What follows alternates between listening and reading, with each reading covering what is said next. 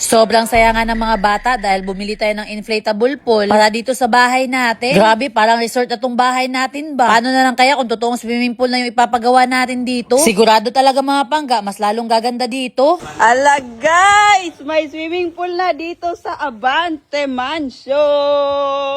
Oy. Matagal ko na talagang pangarap na magkaroon ng swimming pool dito sa bahay natin mga pangga. Kaso nga lang, wala pa naman tayong budget sa totoong swimming pool. Kaya itong inflatable pool lang muna tayo mga pangga. Ala, malapit nang mabuo yung swimming pool oh. Ala!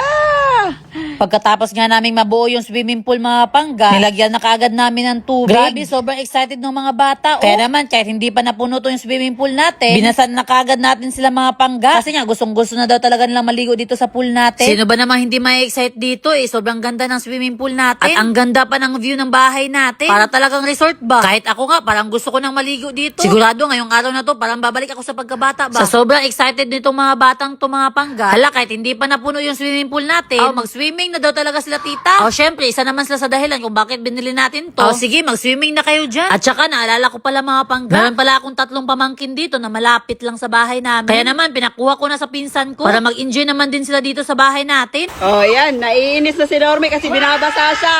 Ala! Ligo na si Normie oh. Ligo na! Ala!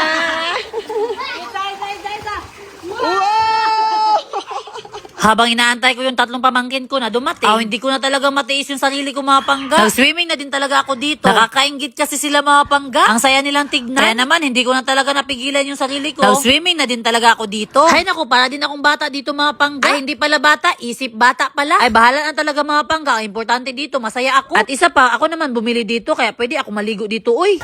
Ala! Nanay mga bagong bisita. Ala! Samsam!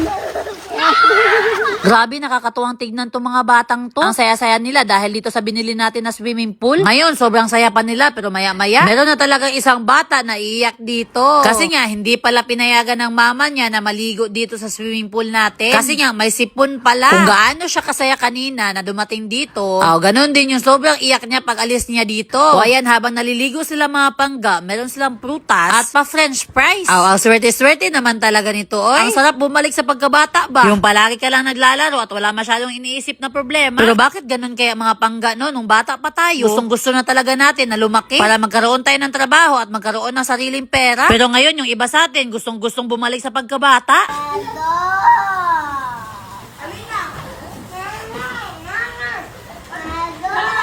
At ayan na nga, may bata na umiyak. Kasi nga, sinundo na ng mama niya. At ayaw niya pang umalis kasi gustong-gusto niya pang maligo. At heto naman ako, tuwang-tuwa sa pinaggagawa ng bata at ng mama niya. Relate na relate ako dito mga pangga ba? Kasi ganito din talaga ako nung bata pa ako. Tandang-tanda ko pa, gustong-gusto kong maligo ng dagat. Kaso, sobrang init nung panahon na yon. Kaya pinabihis na tayo ng lola ko. At sobrang iyak ko din that time. Kasi nga, gustong-gusto ko pang maligo.